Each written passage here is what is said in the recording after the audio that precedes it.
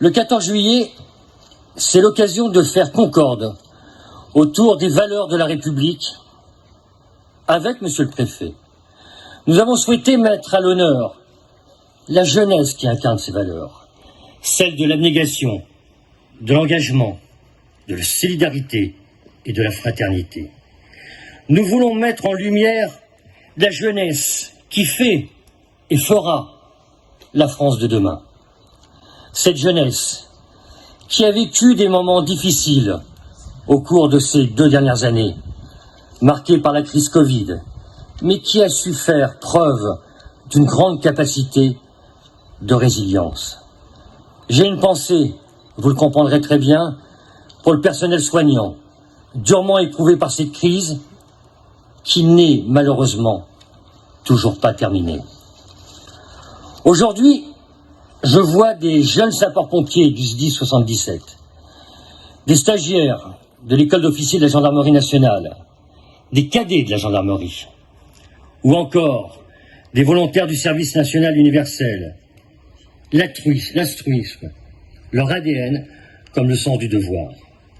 Nous accueillons aussi des étudiants, des diplômés et des élèves de l'école de la deuxième chance de Melun, mais aussi de l'internat d'excellence de Sourdin. Ils symbolisent la méritocratie par le travail. Il y a également parmi nous des sportifs, parasportifs, des athlètes qui font la fierté de notre département. Nous avons aussi la chance d'être entourés par des artistes, écrivains. Et permettez-moi à ce stade d'avoir une pensée pour ce jeune écrivain sénémarnais qui a écrit son premier livre et qui est édité depuis quelques jours. Musiciens et bien d'autres encore qui viennent des 4 coins de notre département. Finalement, ils sont tous dans leur domaine la richesse de notre territoire et de notre nation. En tant que collectivité, je veux dire à cette jeunesse que le conseil départemental sera toujours à leur côté pour les accompagner dans chaque étape de leur vie. Les nombreux maires et élus présents ce jour portent cette même ambition. Mettre en place des politiques publiques qui ont vocation à aider nos jeunes à s'insérer dans notre société. À cet égard, le département a fait de la jeunesse l'une de ses priorités. Dans chaque domaine, nous mettons les jeunes au cœur de nos réflexions. Dans nos collèges, évidemment, dont la gestion est une compétence régalienne de notre institution départementale, nous avons mis en place un plan de lutte contre le harcèlement scolaire, co-construit avec l'Éducation nationale, pour faire face à ce fléau qui touche aujourd'hui 700 000 élèves chaque année en France.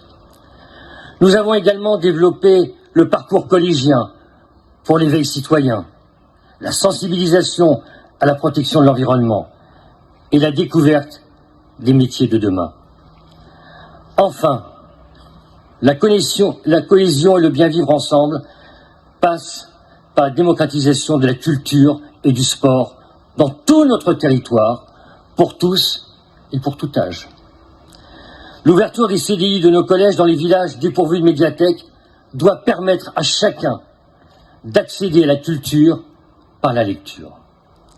Le renforcement de nos liens avec l'UNSS 77 et les comités sportifs départementaux, ainsi que les fédérations nationales, a vocation à permettre à chaque Sénémarnais de s'épanouir dans une pratique sportive, y compris pour les personnes porteuses d'un handicap.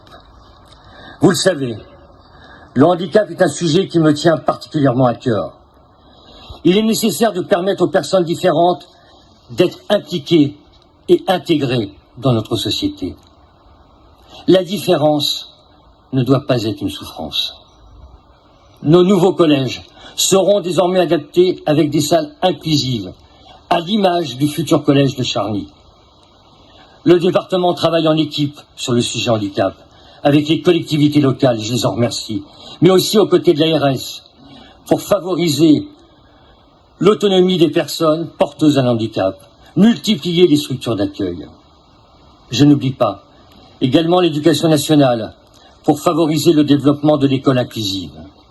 En un mot, Cet esprit d'équipe, de cohésion que nous partageons tous, guide nos actions quotidiennes. Cet après-midi est donc dédié à la jeunesse, mais plus largement à toutes celles et ceux qui œuvrent pour notre territoire et son avenir.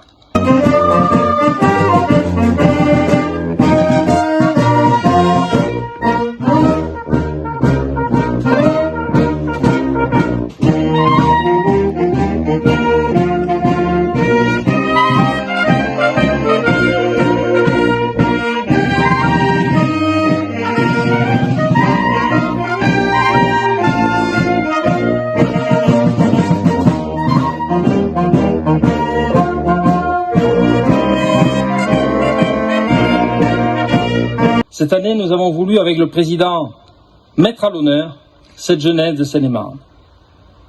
La jeunesse fut en première ligne lors de la prise de la Bastille. Elle fut assise en tribune sur le champ de Mars en 1790. Elle a été plongée aussi dans l'enfer des tranchées en 1418 et elle fut maquisarde en 39-45. Elle a donc toujours su faire corps avec la nation, dont elle n'a cessé d'être la force vive. Elle a aussi payé un lourd tribut à cela. Aujourd'hui, de jeunes Seine-et-Marnais issus de différents dispositifs sont invités pour incarner cette force vive de la nation et nous nous en réjouissons. Vous l'avez dit, Monsieur le Président, il y a parmi eux un grand nombre de jeunes qui recouvrent un grand nombre de dispositifs connus en Seine-et-Marne. Les cadets du SNU, les élèves des classes engagées au sein d'un certain nombre de collèges à Melun, à Provins, à Bussy-Saint-Georges, les cadets de la gendarmerie, les cadets de la République, les jeunes de l'EPID de Montry, les jeunes volontaires des services civiques, les prodiges de la République, les élèves de l'internat de Sourdin, les élèves de l'UTEC de Fontainebleau, les jeunes sapeurs-pompiers, les élèves issus de l'école de la deuxième chance, les jeunes de l'établissement public médico-social de Chancepoix, etc. Vous avez souhaité aussi, et c'est le signe que la Seine-et-Marne regorge de talent, inviter un jeune auteur récemment publié. Il nous fait l'honneur de sa présence et nous devons le remercier. À tous les jeunes, je tiens à exprimer notre joie de les accueillir. Votre mérite a fait de vous ce que la République possède de plus cher. Vous êtes porteurs de promesses. Les défis qui sont devant vous apparaissent pourtant colossaux. On peut penser à la transition écologique, au maintien de la paix, ou encore à la conservation de ce que Ernest Renan nommait le vouloir vivre ensemble dans son discours de la Sorbonne intitulé « Qu'est-ce qu'une nation ?»